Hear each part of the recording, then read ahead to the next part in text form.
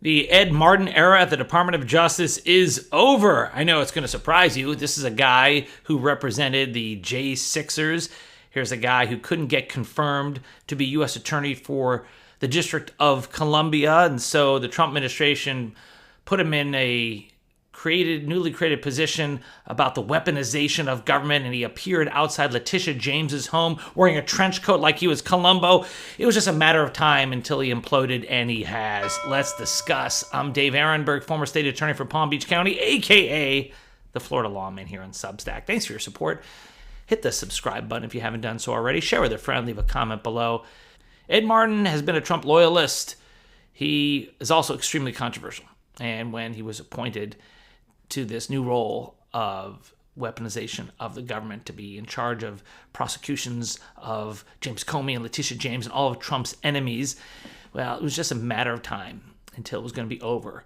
In this Trump administration, be pushed out, it's got to be more than allegations, because, a key tenet of MAGA is never having to say you're sorry. Never apologize, just keep moving forward.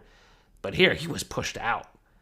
So under the Federal Rules of Civil Procedure, 6E, grand jury proceedings are strictly secret.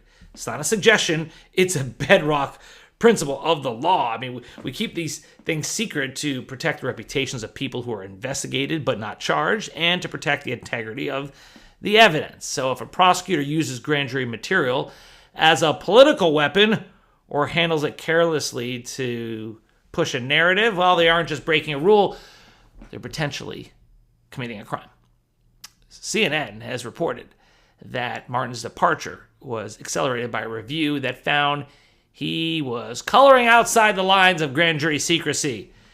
And if you're a prosecutor and you can't be trusted with the secrecy of the room, you have no business having the keys to the kingdom.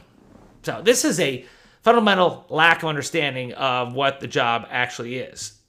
When you're a prosecutor, you're not supposed to be cutting corners. You're not supposed to be bending the rules. You can do that in a podcast. You can do that in front of Trump sycophants and get a round of applause. You do that in your role as a prosecutor, you're going to get bit. You're going to get fired, disbarred, maybe even put in jail. Ask Mike Nifong, the former prosecutor in North Carolina in the Duke lacrosse case. According to CNN, the review that got Ed Martin bounced was overseen by Deputy Attorney General Todd Blanche's office, and it focused on whether grand jury material gathered in the department's mortgage fraud inquiries into Democratic Senator Adam Schiff and New York Attorney General Letitia James had been illegally shared with people not authorized to possess that information. Multiple people briefed on the matter told CNN. The department found that Martin had shared the secret grand jury material in the Schiff case, one of the sources said. The person said Martin initially denied sharing the material with unauthorized people when asked by department leaders, but emails soon surfaced showing that Martin had in fact shared the grand jury material. Oh, yeah, that's what happens. It's bad enough that you committed a crime, allegedly, in sharing grand jury materials. It's worse that you lied about it. And it's even worse that there are emails that prove the lie. A second person told CNN a finding of misconduct gave the Deputy Attorney General a reason to further ostracize Martin. Martin was removed as the head of the so-called Weaponization Working Group on the first day of 2026, and he was relocated out of department headquarters to a building across town that houses the pardon attorney, Martin's one remaining role. Martin is expected to leave the department in the coming weeks. He has not been charged with a crime, and the Justice Department hasn't determined whether any law was broken. But the fact that he was ostracized has said enough. And this is a Trump loyalist. Trump does not get rid of loyalists, but this guy was too toxic. And who could have seen this coming? How about everybody?